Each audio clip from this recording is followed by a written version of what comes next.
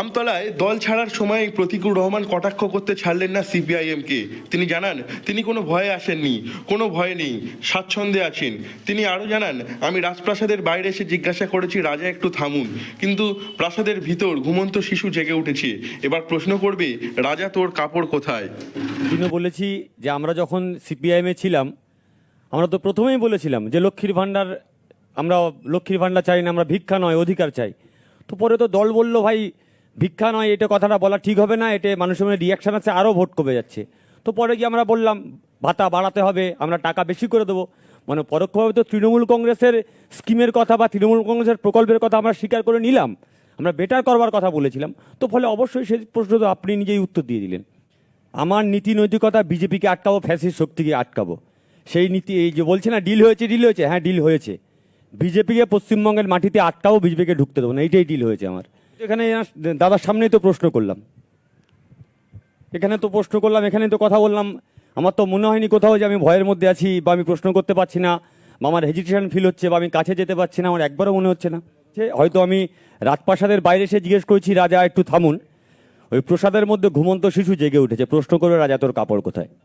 কোনটা সাংগঠনিক শক্তি আছে আর কোনটা সাংগঠনিক শক্তি নেই। ডায়মন্ড হারবারে 2000 বুথ রয়েছে, আপনি 2000 সিপিএম বুথ এজেন্টের নাম জোগাড় করে আমাকে দিন। আপনাকে চ্যালেঞ্জ দিচ্ছি আমি। সিপিএম বুথে বসতে পারবে না, দায় তৃণমূলের। কংগ্রেস এজেন্ট দিতে পারবে না, দায় তৃণমূলের। আমাদের এজেন্টরা বসবে নাকি সিপিএমের এজেন্ট হয়ে? আপনি জোগাড় করে দিন।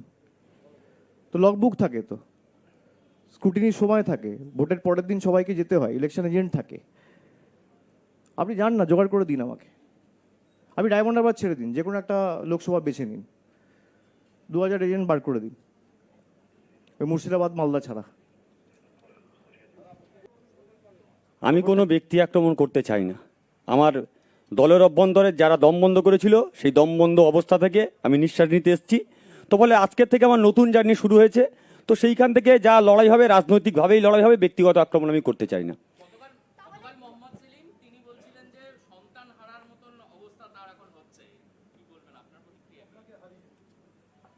পিতা যদি সন্তানকে নিজেই গলা টিপে হত্যা করে আর তারপর চিৎকার করে বলে সন্তান হারানোর যন্ত্রণার কিছু বলার নেই। আমার সোকল পিতা, আপনি ভালো থাকবেন। আমি অনেকবার করে বলেছিলাম পিতা আমার সঙ্গে কথা বলুন, বাবা কথা বলুন, বাবা কথা বলেননি, দরজাও খোলেননি।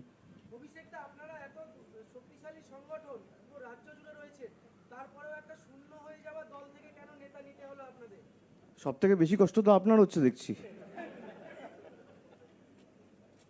আপনার গায়ে লাগছে? আপনি কি তৃণমূল করেন নাকি? কে অভিযোগ করছে? তো সোশ্যাল মিডিয়া উত্তর নিতে বলবেন। যেদিনকে সামনাসামনি এসে প্রশ্ন করবে সেদিনকে উত্তর চাইবেন। যদি কেউ আসতে চায় তৃণমূলে, ভালো লোকেরা, আমি সুযোগ দেবো না? তরুণ প্রজন্মের কোনো প্রতিনিধি আসতে চাইলে আমি সুযোগ দেবো না তাদেরকে দলে ঢুকে মানুষের জন্য কাজ করার? এত গায়ে জ্বালা কেন? আর আপনাদের এত গায়ে লাগছে কেন?